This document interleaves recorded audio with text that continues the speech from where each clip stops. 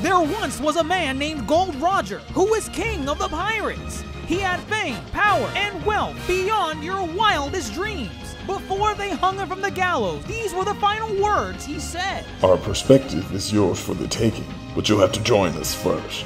We left everything we debated at the Yonkō Table. Ever since, pirates from all over the world set sail for the Grand Line, searching for the Yonkō Table, the table that will make their dreams come true. Yo, everyone. The Yonkō Table is back in session for Hawkeye. We say it the correct way, the only way, at the Yonkō Table. And we are at the season finale, episode 6. We're rounding off the year of 2021 with Marvel's I think this is their fourth, right? 1, 2. It was we got WandaVision, Loki, Falcon, Winter Soldier, What If? Oh, fifth. This is their 5th show. And what a finale, I would say. I wasn't as hyped as what the internet or social media had to say about the episode, but we'll get into the nitty gritty. But we'll definitely dive deep into what made this season finale as good or as bad as some may, find it. But before we go in, with me as always is fellow Yonkō Grand. It's the titles. The titles get interchanged, intermingled, and Romeo right there just threw me off. I see the lovable Dashund. I like him. Yeah, he keeps wanting to join. Literally every time I come in my room to do these, he follows. He fits the theme because there's Pizza Dog. Oh, right. Maybe he's a fan of Pizza Dog. Granted, he didn't watch this with me this morning. I watched it like at 4 a.m. He was not there to join me. He's aware of the representation that Lucky brings to dogs like him. Right. He's aware. I like it. I like it. Good old Romeo. Yes, he's always a welcome addition to the table. But how have you been feeling, GrandMasterHoop?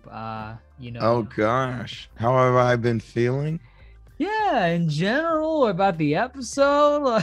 Well, you're on vacation. On general, actually, I've been feeling a little under the weather. I hope it's not anything too bad. If I cough a couple of times, pray for me, okay? But the episode, I enjoyed the episode. I did. And I think as finales go with these Marvel shows, these 5 Marvel shows you mentioned, including this one, I think this was a really strong finale. I think well-paced all the way through. Got a lot of closure on storylines. Were there elements that could have been better? Yes, no doubt. But overall, I think Hawkeye's been, my favorite ride as far as a 6-episode, 9-episode, thing goes. And I think Hawkeye, I find myself enjoying Hawkeye a lot. So, right. As far as the show and the series goes, this finale serves its purpose very well. But it's not without critique. It does have some criticisms, I will admit. I do agree with you. The show, I think overall, out of all of Marvel's 2021 shows, which were the 5 that we listed, I think this is the one that's been the most consistent in terms of like just from episode 1 to its finale. Because you have show like WandaVision, which kind of had like a rocky first 3-ish episodes that were kind of hard to sell on people, but then once it picks up the pace, you look back on those episodes and you're like, oh wow, that I appreciate those a little bit more. But still, those initial reactions matter. It didn't sell people at first with WandaVision. Right. And some weren't even fans of the finale either. Right. Again, I think a lot of these finales have been hurting due to, I guess, the pandemic. I know WandaVision had a different finale planned before they had to change up everything. Oh, really? Yes, they had a big CGI something that was going to come through. It was going to be more than just Wanda versus Agatha. So okay. I know they changed that up. We know Captain Falcon and the Winter Soldier was changed up. Oh, that probably was hit the most. And then, with Loki, Loki's finale saved the series. Or, Loki for the. I hear a lot of people praise Loki, but when I ask them, were you watching this weekly or did you watch this like all in one go? And the people that praise the whole series, they say they watched it all in one go. All right. And I think that's important. I think that's important. Because with Loki weekly, it was a tough sell, man. Oh, it was so hard to get through. Goodness gracious. Like, but the implications with the finale and where it leads, some would say it saved the series. It did because goodness, they took a leap of faith and they threw all their cards on the table with that finale. What if well shoot, now we know What If is going to play a larger role. Oh boy. Right. Yes, we know it's gonna play. What if had some miss episodes, and you never know when you were gonna get a miss episode, because sometimes you would get a bombshell, like as an example, Dark Strange. That was a bombshell episode. I love that episode. And then you would get Hank Pym trying to kill the Avengers. Make it make sense. Make it make sense. So now we're with Hawkeye, and I do remember in our initial watch of the first 2 episodes, I did admit I was not a fan in the first episode, but that was just because Kate, I feel like, works better when she's on the same screen with Clint. Right. Once we got that in episode 2, man, everything was just it was smooth sailing. Obviously there are problems, and we're going to get into that like right now. But this show was definitely the most consistent in my opinion. Obviously still problems as with any Marvel show. I doubt they'll get anything perfect. No, right. Although they should strive. They should strive to be perfect. They should strive. You're right. But I just don't see it happening anytime soon. But what? Episode 6 does not waste any time, right? No. They show us where we left off last week. Bam! Kingpin, Vincent D'Onofrio, we got him. Yep, he's here. And I want to ask, because they played this very tactfully, and I still don't have a clear answer. We don't. Is this the same Kingpin from the Marvel Netflix series? Okay. Because the question is, okay, guys, yes, we get it. Oh, Vincent D'Onofrio was in the Netflix series, don't you know? Yes, we are aware. But there's a possibility that Kevin Feige, knowing how fans attach themselves to these characters with Charlie Cox as Daredevil and Vincent D'Onofrio as Kingpin, it's possible that they did such a good job, they don't want to recast them. So they're just bringing those versions of the characters into the MCU without any of the baggage of the Netflix series. And the reason why I ask that is because Kingpin is seemingly, or at least from what we saw in this episode, has an attachment or a caring father type of attachment figure towards Echo, right? Like a father-daughter relationship kind of thing. At least in his eyes, that's how he sees it. But there's no mention of this in the Netflix series. None. So, and I get it, it's what the first season of Daredevil was 2015, I think. Like about that. 2015. Yeah. They didn't pre-plan this. Like, no, of course at some not. Point, we get it, but I'm starting to think these might just be the MCU's versions of the characters. They're I don't know. I think they're just the same actors playing the same characters, but Disney might not even acknowledge the Netflix series or anything that happened in them. I don't know. What do you think, Grandmaster? Well, right off rip, he plays the part just the same. Exactly the same. Yeah, literally, he's Kingpin. He's like, you could tell he's a little unhinged. He did not say when I was a boy. He didn't, but this dude is over here like eye twitching, and he can't take no for an answer. He's like, she doesn't know what she's doing. We have to bring her back into the fold. And like, dude, relax. So he plays that part the same. You're right, though. They were very calculated, and they did not make any reference to the previous series. So I'm over here. I'm left to assume.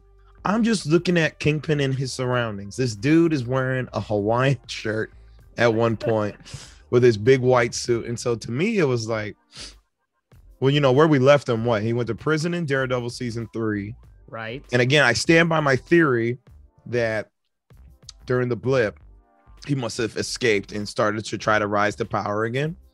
And, you know, right. Ronan would have been there to witness that, you know? Right. And you would think, I think, well, don't you think Ronan would have gone after him, though, if he was not blipped?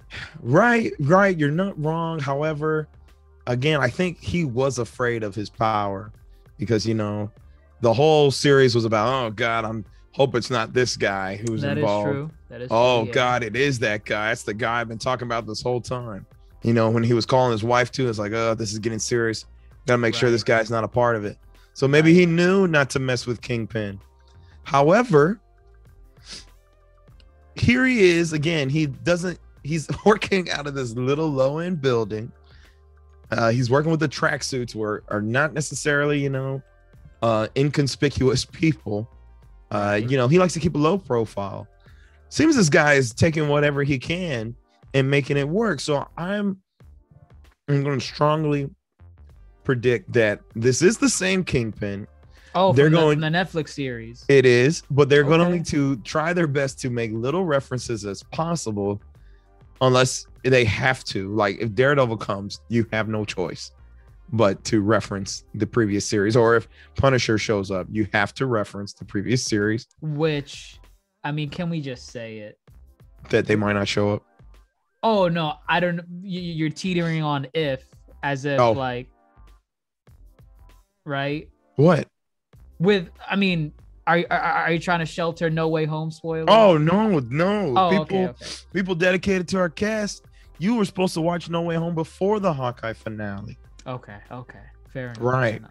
Right. So Daredevils and Spider-Man No Way Home. Either of those characters, if they make a reference to each other, I imagine that will be in reference to the whole Netflix series as a whole. So again, it's about what they want to do. He plays the part exactly the same. Right.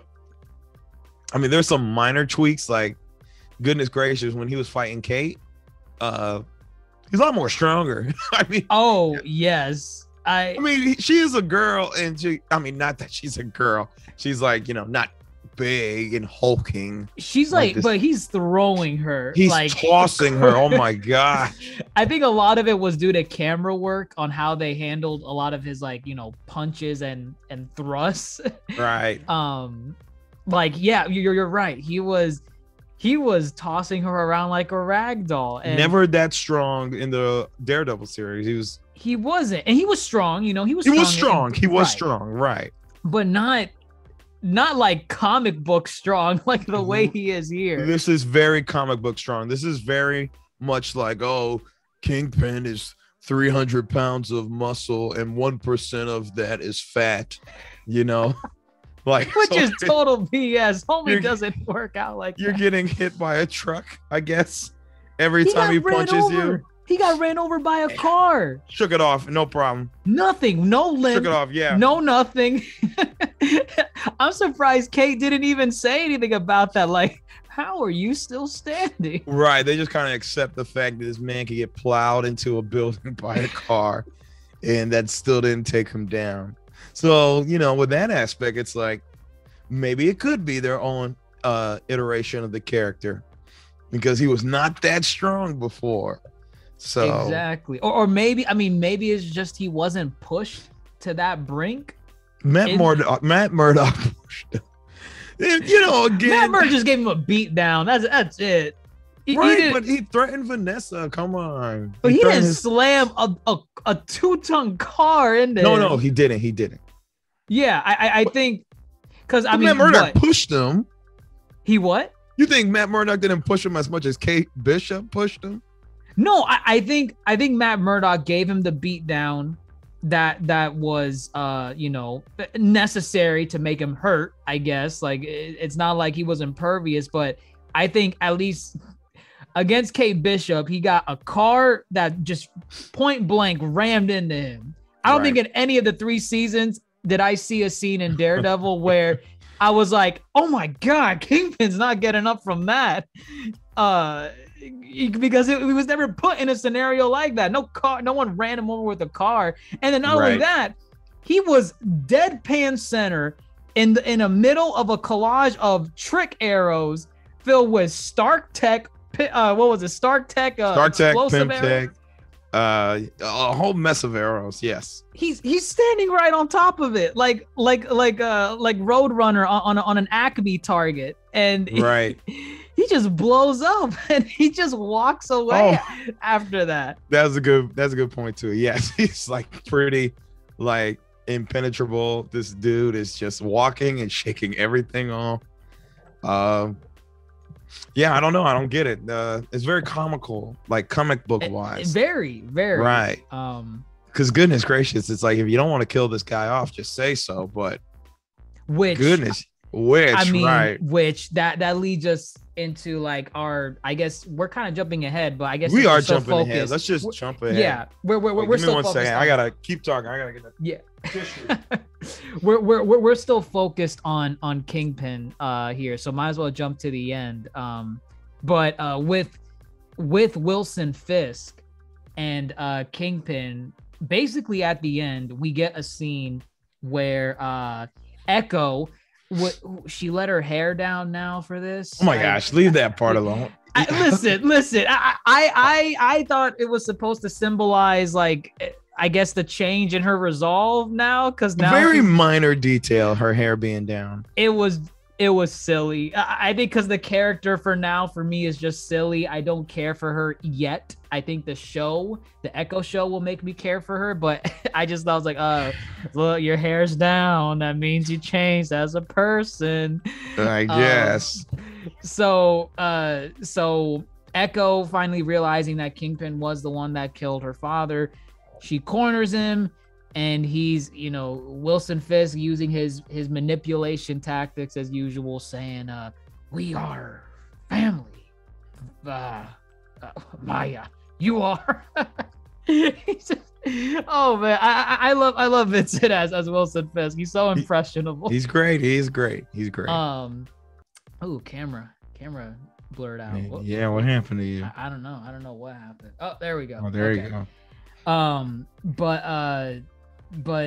But yeah, and Maya just shoots him in the face. Well, no body. Off screen too. The whole thing was off screen. Off screen, which I would imagine, like, you had him point blank range. I don't know what, unless you had enough to, like, I guess he could grab your hand and crush it before you fire off a shot. Well, I guess that means the bullet goes through his hand. It goes through his, or no, I meant like it just grabs, he grabs her hand. Oh, okay, like, okay. Or maybe she doesn't shoot him in the face. Maybe she just shoots him like across the cheek, I guess, get a little scratch or something. Right. There's no way they introduce Kingpin and just kill him off. They would be entirely stupid to do that. Oh my gosh. And when I saw that scene, I was like, okay, so well, thankfully it's off screen. Thankfully it's off screen. But I think it's dumb though, because it's like, it's so obvious that he's not dead. Because like if it was a character that like let's say he was back already since the beginning of season 1, right? Or maybe even shown before season 1, and we've been seeing him over and over again. I could, even though there's no body, no confirmation, I could believe that maybe Maya did shoot him in the face, and that was his resolution. His Kingpin's past, his dirty deeds with dirty business finally caught up to him, and the love of his life puts an end to him. How poetic, right? Maya just shoots him. But they just confirmed his existence in the last episode, and they're not gonna kill him off in the next episode. It's just so obvious they're not. It will be stupid. Like, it will be stupid otherwise.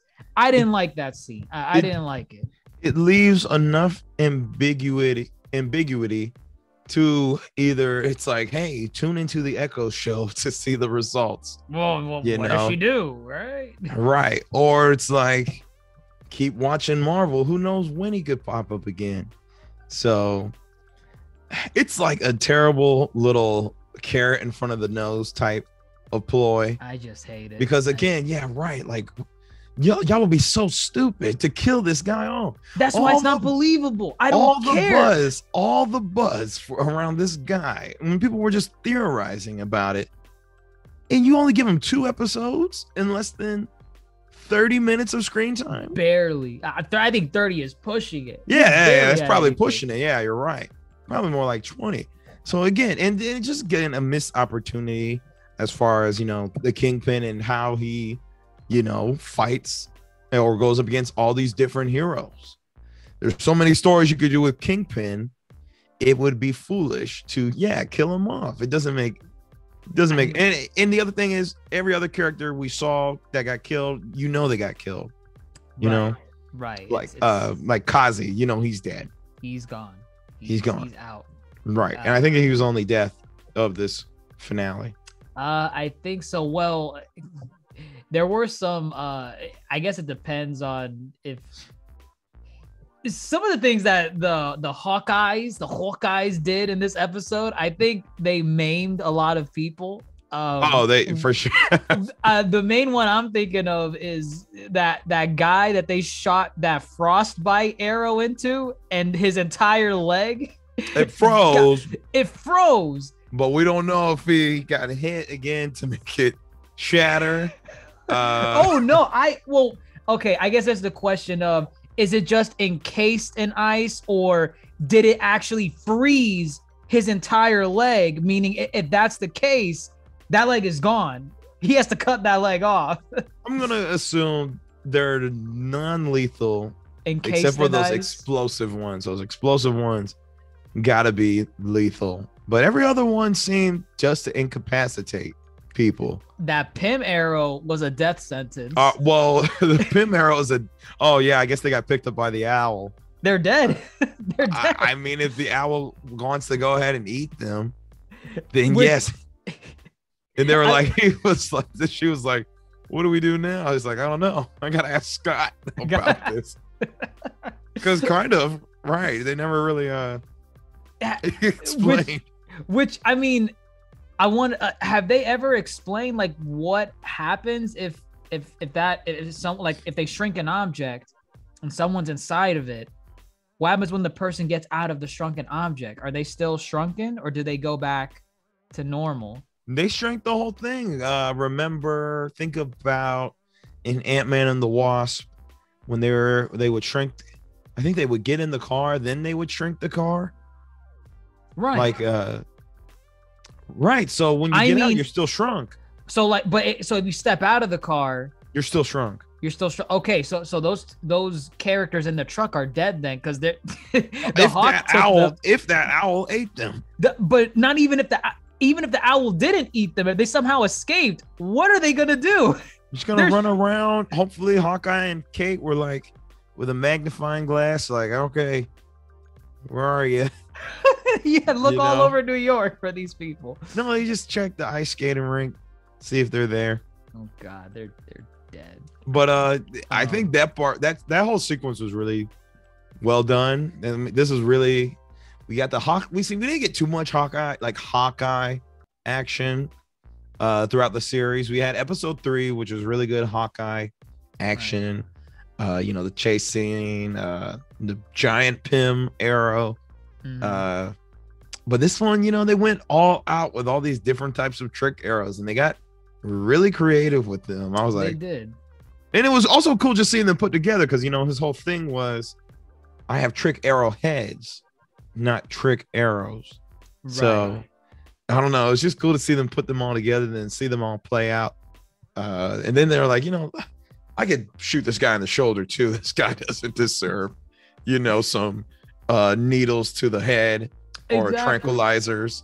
Let But me it just go was- ahead and shoot this guy. But it was cool because like some of those arrows that they shot in the shoulder of people, it immobilized that person, but then the actual arrow will like spin these little like needles to attack other people nearby. Right. I thought that was kind of neat. I also like how they made the trick arrows because it kind of gave me Home Alone vibes.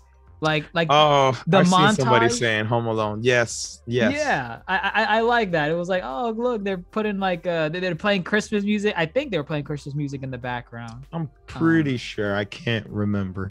It But, was it's a nice. Christmas special. It's a Christmas special. Right, So they want to right. play homage to Home Alone by all means. Which I don't remember. Which one was the Stark arrow? Was the Stark arrow just an explosive? I assumed it was just because the way the Stark arrows look like, it kind of reminded me of like Tony's rockets that he would fire like Right. an It Iron reminded Man me 1. like a Jericho. Jericho. A Jericho. Yeah. It reminded me of that. Obviously not to that lethal degree, but that's the vibe it gave me once I saw like the Stark name across the arrowhead. So Right. but yeah, the trick arrows were done. I like the sequence, but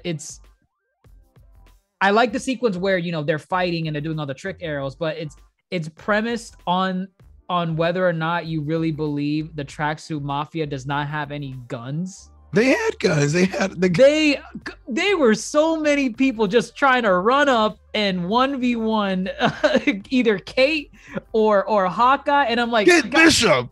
Kate Bishop. like the ones in the like even before that part in the skating rink when she was like on like right outside the lobby of the Right. building. Mm-hmm. There were people running up to her just going like, put up them dukes, Kate. We're Right. gonna-" They And have I'm like, vendetta against her. why don't they shoot her? You are a mafia. Take out your guns. I don't know. I get again. That's your plot. That's your plot armor logic. Plot right. Plot right. armor logic and the stormtrooper scenario where none of them have ever made a significant hit on anybody. Again, I'm willing to accept that in my Marvel canon. It's just it's just annoying when it happens. Listen, I think the Tracksuit Mafia is just the worst mafia out there. They are jokes. clowns. They're clowns, right? And then, you know, that's the whole thing again with my theory about Kingpin. He took what he got. He took what he could, you know. Oh Daredevil- yeah, he would not associate himself with these people if he had a choice. Right. I'm thinking he literally had to scrape the bottom of the barrel, you know? Like maybe he always had these guys under him. However, maybe with his loss of power, everybody left him and he's just working with what he's got. Right. So, well, now that you mention it, we completely glossed over it. So Kingpin had a business agreement with Eleanor, right.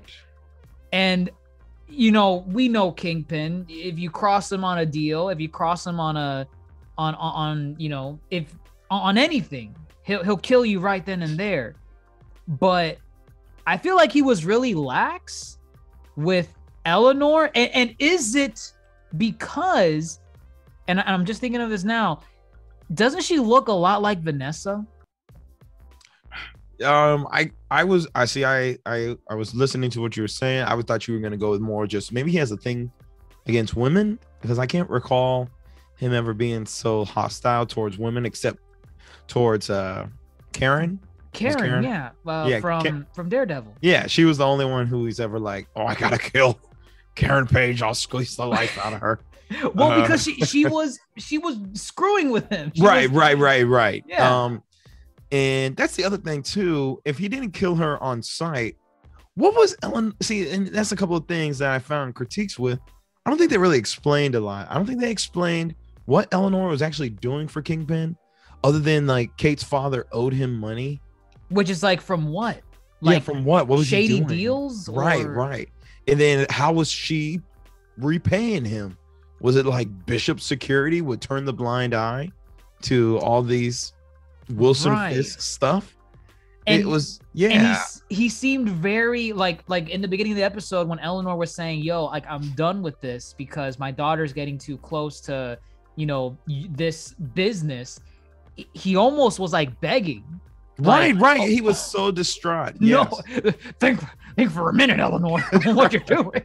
And she's like, I have copies of all our interactions and yada, yada, yada. So that's my leverage over you. You know, Right. oh. His eye twitch. It was, which I mean, I don't know if that was intentional or if that's maybe just Vincent. Like maybe he has like an eye. No. That's totally. That's not. That's really not think it's intentional? Yes, that's intentional. Because again, How do you do that?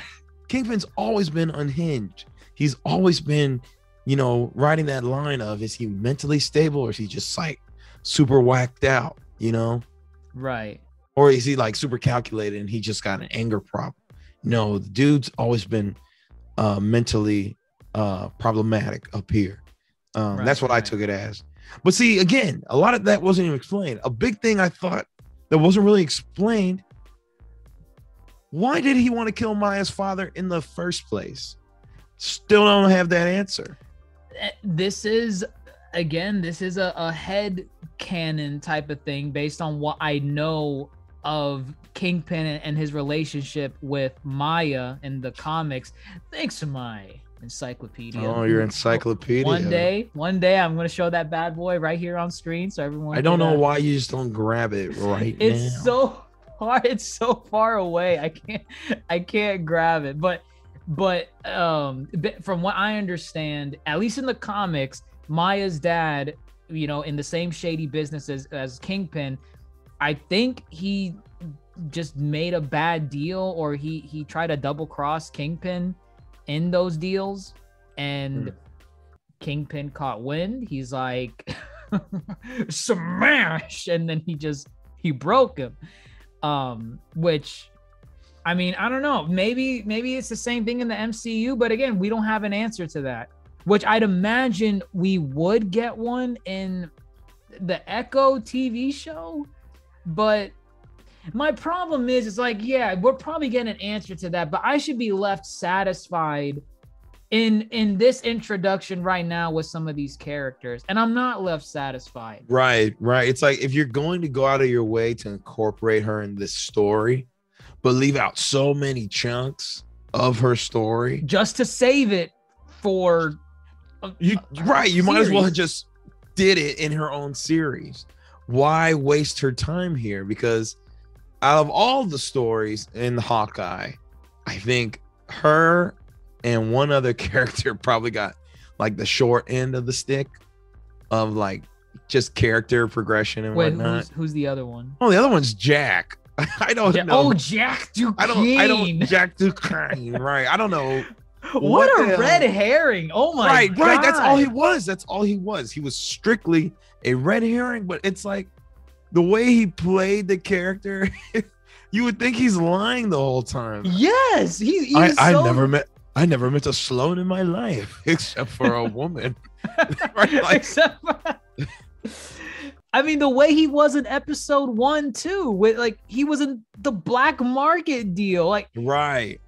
Was that ever explained? Why they had a black market deal? No, it was never explained. I'm going to go ahead and assume, which actually I can't even assume. I was going to say Kingpin was probably really the head of that, but why would the tracksuits come and break up the market, the black market deal? Because that's what they did. Right. Maybe Jack was literally an idiot, and he's like, "Oh, an auction!" Like, he just shows up. Right. It's like, I mean, at this point, I believe the dude just showed up. He doesn't know what's going on in the finale. He's just sword fighting people. Right. He's like, give me an excuse to pull my sword. And he's like, this is it. Right. It was so out of left field. And then like Kate apologizes to him and it's like thanking him for helping. And it's just like, okay, fine. Jack's a good dude, I guess. I'll take it. And just to make sure I didn't miss anything with my encyclopedia, I looked up the swordsman Right. Jack Duquesne was the first swordsman. Right. That's it. he's just a guy with a sword. Him and Hawkeye they were in the same circus. Oh, okay. So he was Hawkeye's mentor. So they didn't go that route, which is fine. Right. But then again, Jack still feels like a waste of a character. Like for sure. A fake out, like akin to the Mandarin fake out in Iron Man 3. You know. Right. You build up, the main, yeah. Right. And it's just like, oh great. Yo, I mean, he got some cool action with the sword, but what? It was barely anything. Yeah, it wasn't anything. He took out the tracksuits. Goons. Like it was just random henchmen. He didn't really, aside from that scene that we got where Kate was trying to pressure him into revealing his cards with the sword play. He didn't fight anyone else with a sword, so I didn't really get hype. He was just cutting people's hands off. Right. And it's the Tracksuit Mafia. I can't get hype for a character that is just killing Tracksuit Mafia henchmen. Right. It was nothing to brag about. Like you're killing a bunch of bros. Like relax. Right. I think what people, because we've been racking on Hawkeye. I mean, there were some good moments that we pointed out, but we've been racking it for the most part. I think what people found, because social media is just blowing this episode up, and I'm not seeing it, but I think what they're harping on, which I think they did a very good job throughout the season, and I think they did a pretty damn good job in the finale. Clint and Kate's relationship. Yeah. I think it came to a resound resolution. I think it was You're my partner, Kate. You're my partner. I'm not going to leave until we finish this. Right. And I mean, to take that in contrast to how this guy was in episode 2 and 3. Yes. He wanted nothing to do with her. Again, this has only been the span of 5 days. It's crazy. Like right. Now we're at a point where he views Kate Bishop as literally his daughter almost. I would say he's inviting her to come spend Christmas with his family because obviously she sent her only family to prison. And Jack is still a weird dude, so I ain't trying to. Exactly, I ain't gonna open presents with. Right, yeah. I got blood on my thigh. Okay. Right. Oh my gosh, what a wacko! But yes, so weird. You know, it's crazy. The more I think about it, I feel this whole series kind of does a parallel between how Hawkeye pulled Natasha out of the dark. And rebranded her. Her whole thing was, I got some red on my ledger. I want to get rid of it. I watched the Avengers. She said that thing like 3 times to Hawkeye. And Hawkeye's the one that saved her and brought her out of this life of being an assassin. In Budapest. In Budapest, right. In Budapest. And here you have a parallel where he's in a dark place. He committed the deeds of Ronin. He couldn't save Natasha. So he's in just this dark place. And so he is the Black Widow. He's the Natasha in this scenario. And Kate is the one bringing him back to like, hey, you're a hero. Hey, you can still do good. You do good. You're, when you don't have superpowers and you do the things you do, you prove to anybody that you can do anything. And so I actually really like that parallel. The more I think about it, it's just they just flipped the script because it's like Hawkeye never needed to be pulled out of the dark except when he fell into the dark due to the loss of everything. And so, it makes sense that this girl could be the one to pull him out. And I liked how it came to a head. And yes, now they're over here like, should I be what'd she say? The Hawk?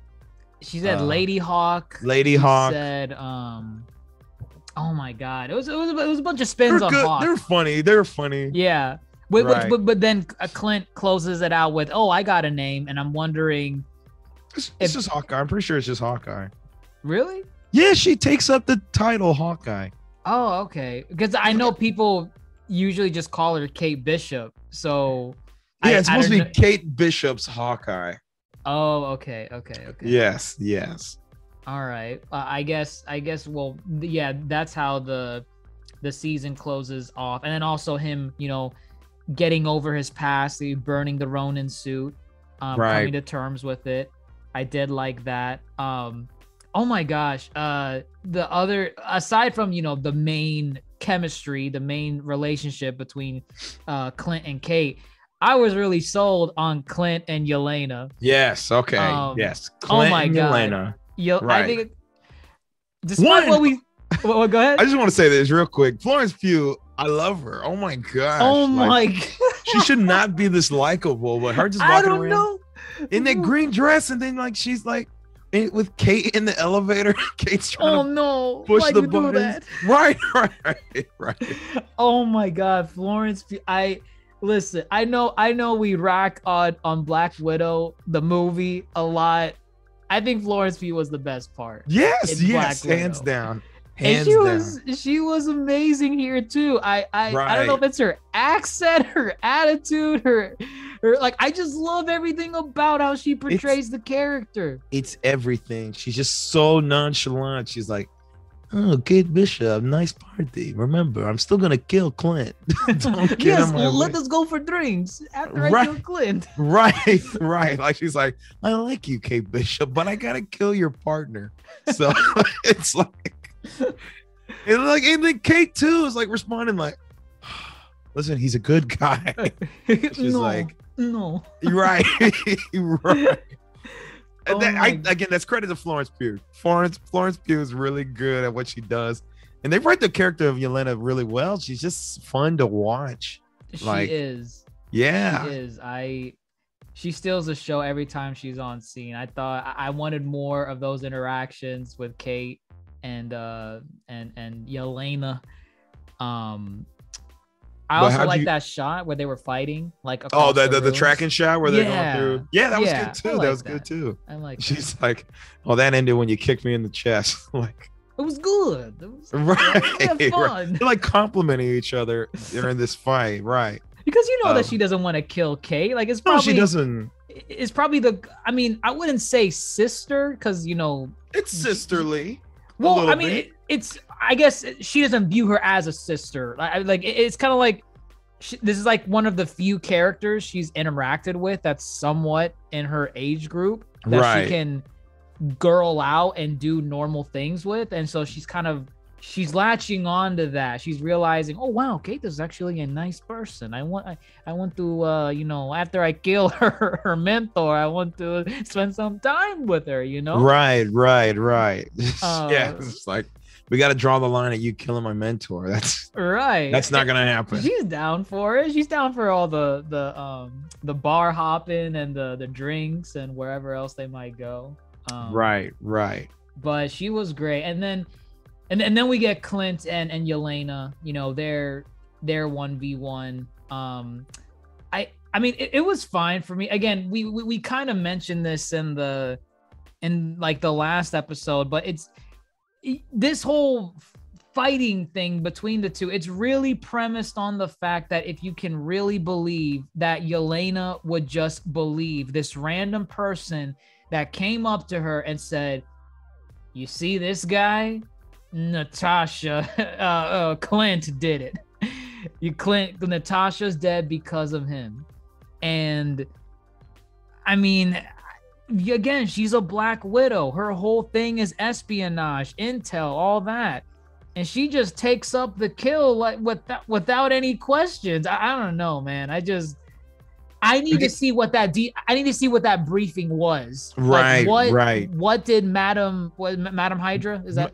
We'll just call him Madam Hydra. Yeah, that's who they think she's gonna be. So whatever. Yes. I need to know what Hydra. she told her. Basically. Right, because again. Well, also we need to know what Avenger details are public knowledge, because what? Yeah, what?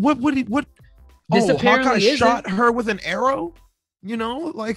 What could have been in that brief that says blatantly that he killed Natasha Romanoff? It's you can easily say. I'm assuming what's public knowledge is that Natasha just died in whatever final battle the Avengers had against Thanos. There's no specifics as to what she died of, who was the one that did it. She was just that'd be too much. That'd be too much for the people. That'd be too much. Which then I would believe Yelena not knowing what really happened, but then it's like this person you don't know is telling you that this guy did it. Right. But I mean, she could be lying, right? I guess to play devil's advocate, you know, she's in a state of mourning, state of grief, so she's vulnerable. Nobody's coming up to her and telling her what happened to her sister. Maybe you would believe the first person who does. She was at the gravesite. She was at the gravesite, right? So it's like her mental capacity is not as strong as what it is, because again, she's in mourning. But even with that said, it's still not much to go off of, because you could have just said anybody's name and then she'd be trying to kill them. You know, right. I mean, that's how loose this bit of storytelling is, and that's a fault on Marvel. They should have done better with that, I think. But I mean, with that said, the final confrontation was fine between them. I wasn't expecting a full on, kick-ass fight, because Clint's not trying to fight her. Right. So, that's Natasha's sister. He knows. Right. And he knows he's not going to try to kill her. He's just got to prevent her from. And again, I say this. She's a Black Widow, like you said. Her aim has to be just as good as any other Black Widows. If she really wanted to kill him, I think she could have killed him. She's missing those headshots, like when she's diving off the building. Yes. You are an assassin, and Clint did not even know you were coming, and you missed. Right. Like there's no way. I feel she was definitely trying to get that 1v1 conversation, try to do a little gloating, make him feel bad for killing her. Because again, if she really wanted to kill him, she would have put that baton away and took out her gun and just did the thing. Right. She's trying to make him suffer, which again, that's an easy little cop out for not killing characters. Right. It's like, oh, okay. I want to. Let me make them suffer. I will inadvertently giving them time to, do a counter to this. I want you to feel my pain that I've been dealing with. Right. Oh God, that gives me enough time to whistle. Let me do the whistle. Oh my God, that's basically Martha. Oh my gosh, that's Martha. How do you know that name? How do you know that whistle? It was my sister's whistle. She talked about you all the which I mean, I feel like, okay, I get it. It was a personal thing, but I feel like Clint could have thrown out any other thing before the fight escalated to that point and been like, listen, I cared about Natasha. We talked about A, B, and C. We fought the Loki. We fought Ultron. We did Budapest and all that BS. But they wanted a more personal note for, I guess, Yelena to stop her in her tracks and make her be like, how do you know that? I didn't even remember the whistle. The whistle caught me off guard. I was like, oh God, I think that's a Black Widow reference. Yeah, it is. It is. Right. It's so loose though, because again, just because you whistle doesn't mean you didn't kill her. If you're hell-bent on believing that this guy killed your sister and he betrayed her, he still might have very much learned about the whistle and still killed her. For that to be enough is kind of because I mean, he could have just been like, I was close friends with her, but over life and death, I'm tossing her over a cliff. I might be her best friend, but I don't want to die. And there you go. But whatever. It's you just have to accept it. Just right. Okay. Martha, the Martha whistle. Right. And also, oh wait, go ahead. Oh, I was gonna say I'll accept it because I mean I don't know where we'll see Yelena again, but I would like to see more of her with the Hawkeyes. Yes, definitely. She definitely has chemistry with at least Kate, and I would imagine there can be some cool banter with her and Clint, like now that they would be on the same side with whatever they're doing. Her she wasn't in Hawkeye, but what was Madam Hydra's goal in trying to point Yelena into kill? What is Hawkeye doing that makes Madam Hydra like, you want to know who killed your sister? This guy right here, go kill him. And I'm like, I don't understand like what your goal is with this. Like, well, first off, why do you even care about Yelena like coming up to her? And then why are you pointing her in the direction of Hawkeye, who is just minding his own damn business? He's not he's retired, right, Romeo? Like, he's retired, Romeo. Like, what's going on with this? Yeah, no. And so again, that's one faction that they're building towards, I guess. I feel that's with the more grounded heroes, that she will be the main antagonist recruiting all these people. But speaking of her, again, I'm lost as to why they had to kill Hawkeye, because I don't know what he was Hawkeye? on the the goal. Because Eleanor hired Yelena to kill Hawkeye, which means she, went through Kingpin. I think that's how it goes. She went to Kingpin. Kingpin went to Madam Hydra. Madam Hydra gave it to Yelena. But what was he on I don't really know what he was on the verge of finding out, other than that they were laundering for the big guy and whatnot. Unless, so this is so convoluted. What my take is, Eleanor wants so Eleanor realizes Hawkeye's with Kate. Yes. She wants Hawkeye dead. Right. So then she hires, she goes through Kingpin to hire someone that can kill Hawkeye. Mm-hmm. That relationship eventually goes to Madam Hydra, and Madam Hydra's like, oh, Hawkeye, he's an Avenger, but this is a good business contract. What can I do, or who can I get that is capable of taking down Hawkeye? Especially an Avenger, because most people will turn down, like, what, you want me to kill an Avenger? You're crazy. Kill an Avenger, bring the wrath of Thor following it, right? I ain't doing that. So then the mental gymnastics then leads to her seeing, wait a minute, Natasha, through my my deep intel into the black market, I know how Natasha died. I know that it's tied to Clint. Let me get Yelena, who is Kate with Natasha's sister, who will not care if she kills Hawkeye or not, because I'm gonna point her in the direction of Hawkeye. You see, okay, right. It's very. I wrote the plot of what Madam Hydra was doing with this. It's just we didn't get it. We didn't get it in this season. Right. That's the problem. Right. God.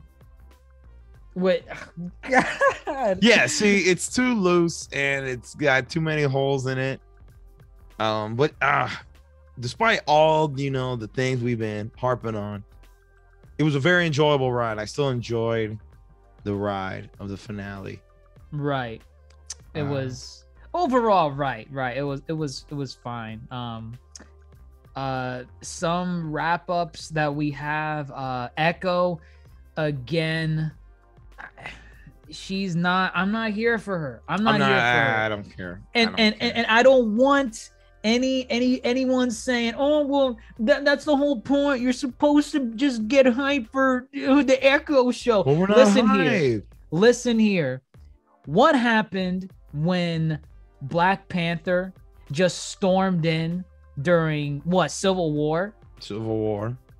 With what they gave us of T'Challa, Chadwick Boseman's Black Panther, just on what they presented alone in Civil War, did you not already become invested into Black Panther to the point where you're like, let's go on this movie? That is so unfair to compare. No, Black it's Panther's not. all the way up here. But look at the Black Panther, Civil War. Echo is all the way down. But here's my counter to that. Civil War Civil War was what, 2.5 hours long? Yes. Right. Yes. And Civil War was not about Black Panther. Black Panther didn't even really pick a side in Civil War. He was just a third party that wanted to kill Winter Soldier with whoever benefited his. Exactly. He was just a wrench that was thrown in. So he had only like 2.5-ish hours to make a presence. He did. And then, you know, we know he's going to appear in his own movie. And we're like, I'm excited. I'm digging the character. I dig his backstory from what I know so far. His motivations kick ass. Let's go. I'm here for the Black Panther movie. Echo had 6 episodes. That's close to 6 hours, which, I mean, some of them are like 40 to 50-ish minutes. So let's say 5 hours. You know what? Play devil's advocate, 4.5 hours. I know I'm undershooting it. I know I'm undershooting how long the Hawkeye season 1 is. 4.5 hours. Echo did not leave an impression on me. I wanted to know more about the character. I'm here for a character that, at least from what I know, is supposed to like mimic or copy abilities from other people that she fights with, which we only got that in a flashback with one scene. And everything else is just like, no, man. Like, I'm not. No, you can't compare her to Black Panther. You can't. They dropped the ball. They dropped the ball. Whatever. I guess the show was gonna get me hyped for her, but still, what a waste. I was in this ready to be hyped for Echo, and I'm not hyped for Echo. Right. Same. Yeah, it just looks like they wanted to just give you more story, but story at the expense of really nothing else. Like, we didn't really get anything else about her. So yeah. Right. And I know the show's not about her. It's the Hawkeyes. Right. And the side characters, the supporting cast, but I mean, they really wanted us to care about her. I think she's appeared.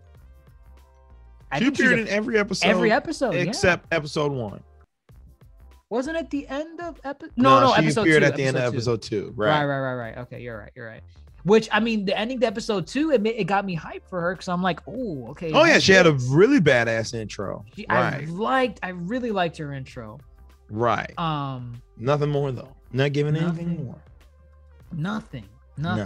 I mean, it's whatever. We're getting the Echo show. We'll see if I care about her.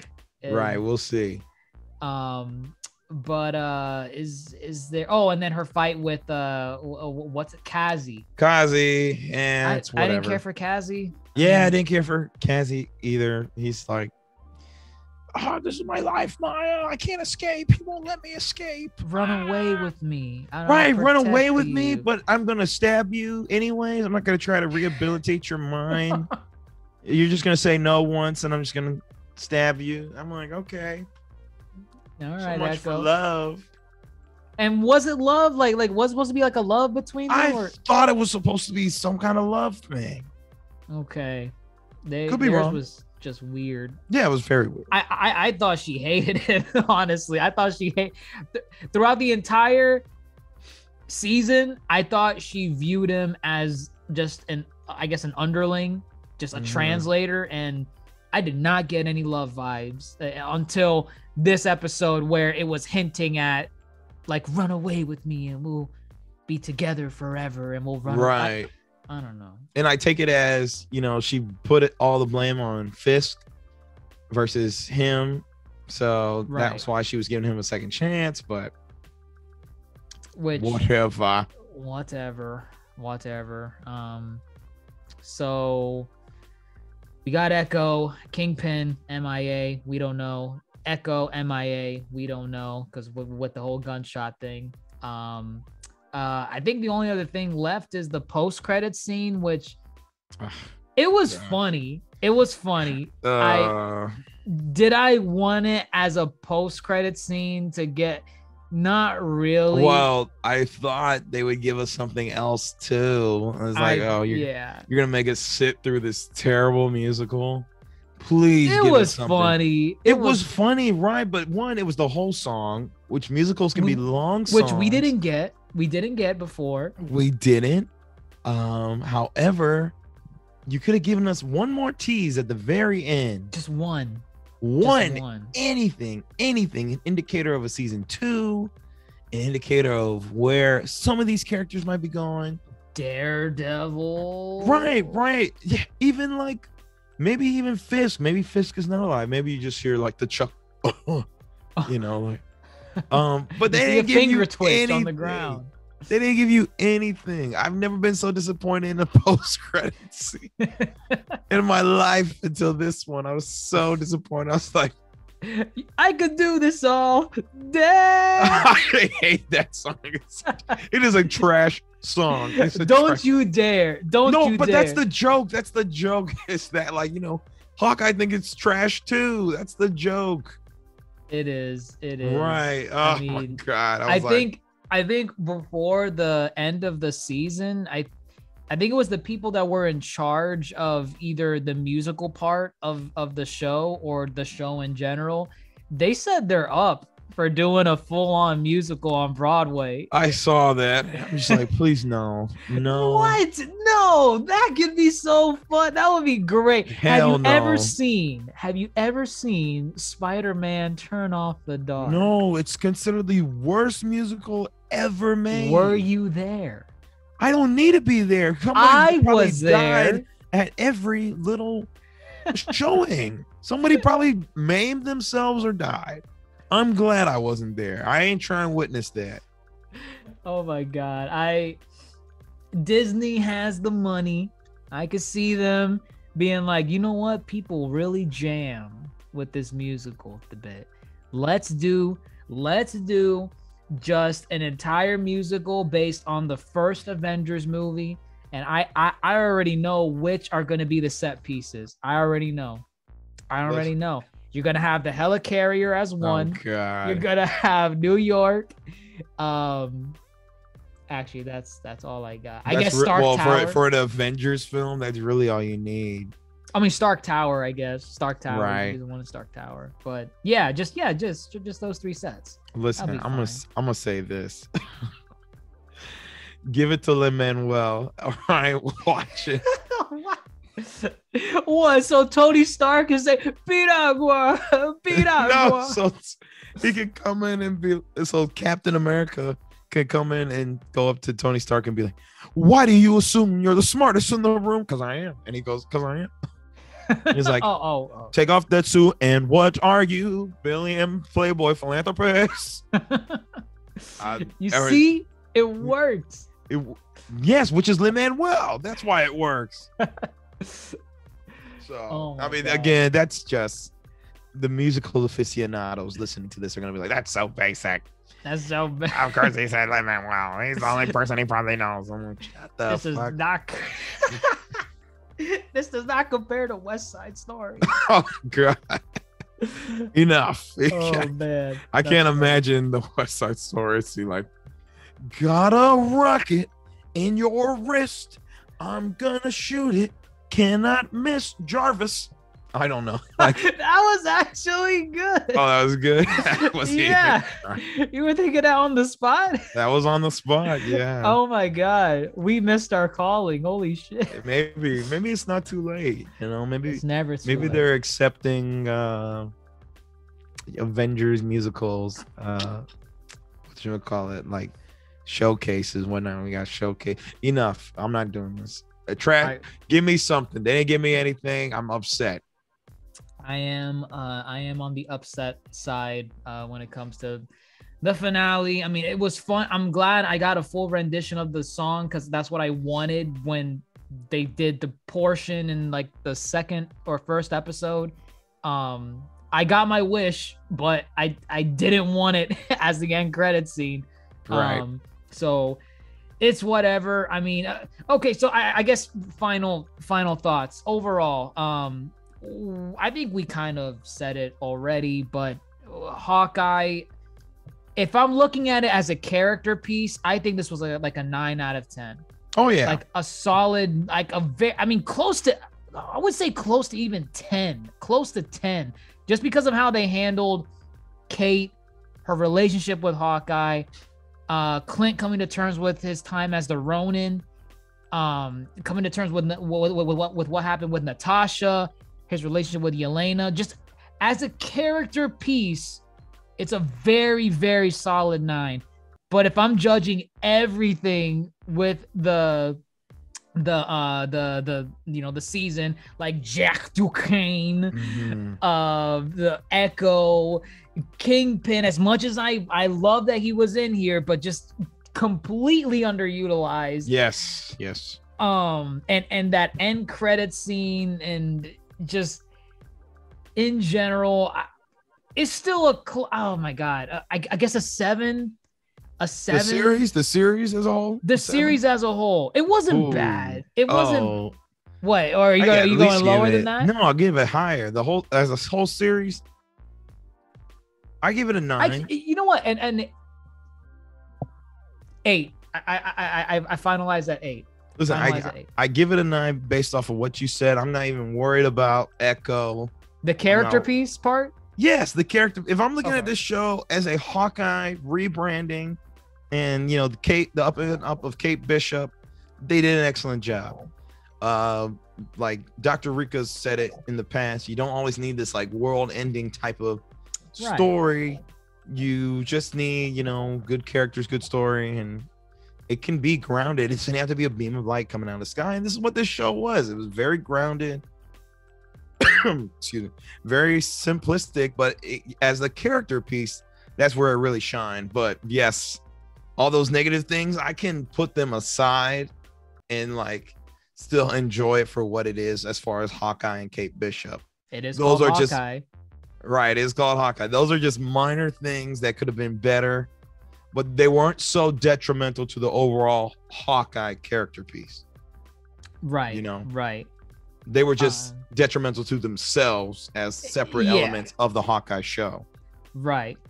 Which, I mean, that begs the question, I feel like this is one of the few Marvel shows that has the potential to get a season 2. Because there's really nothing that prevents it from getting a season 2. WandaVision was a one and done deal. Like, just based on the concept alone, like, it's done after the first season. There's no way you can do a season 2.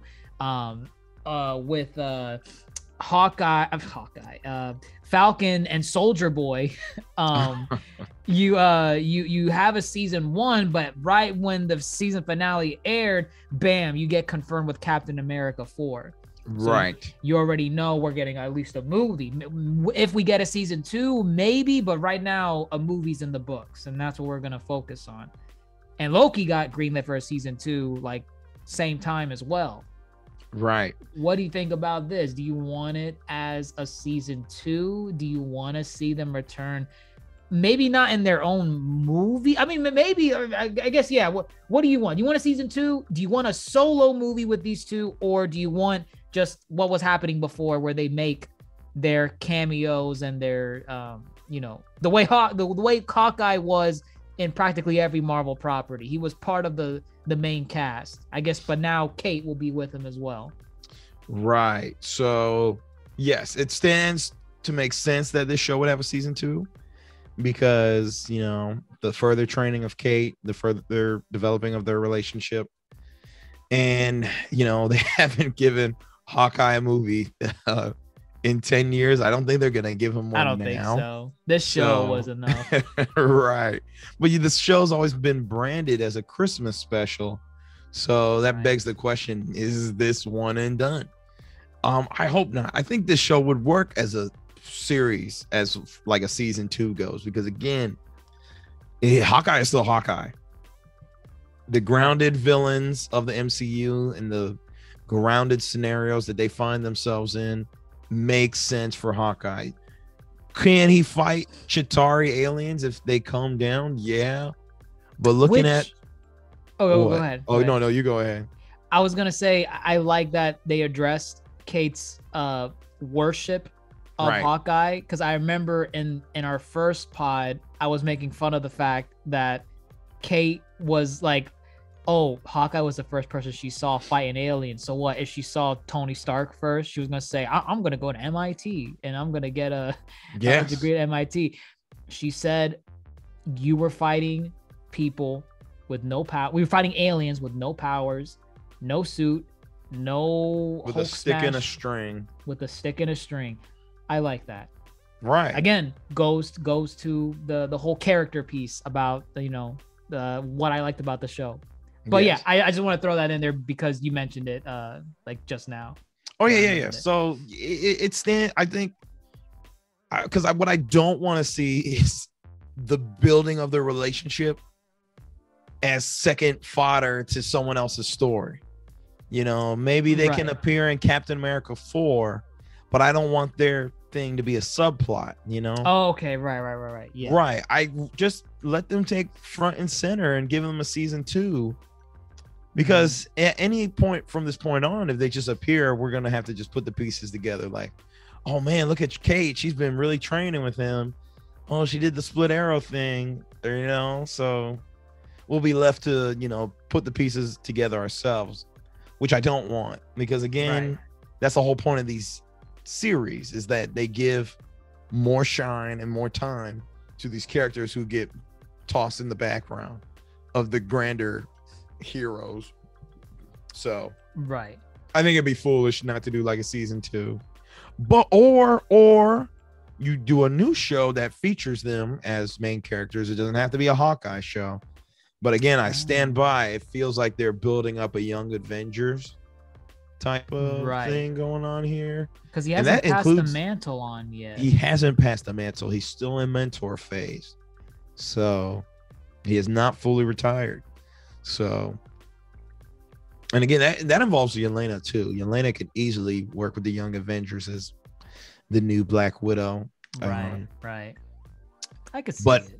They didn't tease anything, so we got nothing to go off of. You got nothing. I mean, yeah. Oh my God. Looking back on everything else, they've teased the next something coming up. WandaVision teased Doctor Strange. Well, it implied Doctor Strange. You didn't see Doctor Strange, but it heavily implied it. Hawkeye, damn it. Soldier Boy and Falcon Man. They I think they just came out and said Captain America 4, get ready, it's happening. That and the girl. Oh, Madam Hydra. Wait, was she? No. Well, they did the Madam Hydra, made the US. She made officially the US agent. Yeah. But the girl too, the power broker, Sharon Carter. Oh, she was an end credit scene?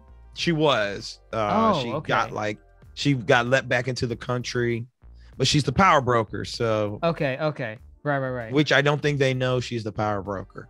Right. So we got that, at least in that show. And then of course Loki, fucking Kang. Yeah, the ending was like, get ready, get ready. He's here. He's here. What if was just what if it just did its own thing? Well, you didn't think what if was anything until that Doctor Strange trailer. There you go. You have to watch. Now you have to watch it. Exactly. Which I mean, you should have been watching. You should have been watched it. You should have been watched it. But whatevs.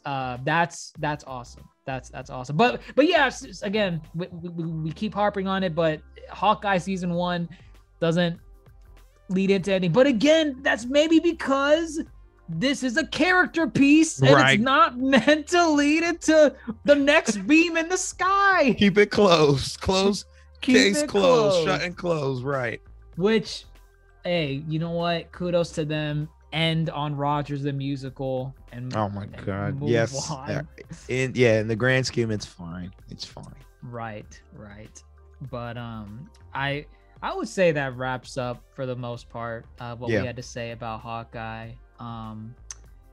It was good run overall. Had plenty of problems as we pointed out, but it's a good watch. I feel like people slept on it just a little bit. They did. Because it's Hawkeye, but it's like it's worth a watch. I don't think Disney with Marvel so far has made a travesty of some Marvel property. So give it a watch. 'Tis the season. It's a Christmas series, so ditch your Hallmark movies and hop on to Disney Plus because Hawkeye is here to stay. Hawkeye on the pony. Hawkeye. Wait, what? When they put him on the pony. Oh, that's right. They did say that. Look, it's Hawkeye on the pony. It's so stupid. Oh my God. Whatever. Tracksuit Mafia. I don't want to see you again. Please. God. You're funny for one season. I'm done. Now go away. Just go away. But that's it for this week's episode of the Yonkō Table, everyone. Let us know what you think of Hawkeye. I forgot to give the hawk in it. Let us know what you think of this episode as a finale and the season as a whole. Were you sold on some of the characters as opposed to us? Like, are you one of the few people that are hyped for Echo? Because I would like to know who is. Again, I see the potential, but I'm not hyped yet. So what did you think of, Echo, Kingpin? Did you want to see Matt Murdock, especially after that No Way Home fiasco? And were your expectations met? And did you like what we had to say? Let us know. Share us around. We're on every social media platform: Apple Podcasts, Spotify, YouTube, Instagram. We're everywhere. We're everywhere. If you got a phone, if you've got a computer, if you got just access to the internet, you got access to us. And that's always a great way to close off the season. But next time you hear from us, we might have a bit of a surprise for you guys as we round off the end of the year and we round off our season finale as we go into season dose. Get excited, folks. We know you're excited. Keep a lookout for that special episode. It's around the corner before you know it. Happy holidays to everyone, and take care. I'm your Yonkō host, DrJaceAttorney, and fellow Yonkō GrandMasterHoop, signing off. Happy New Year. Happy New Year.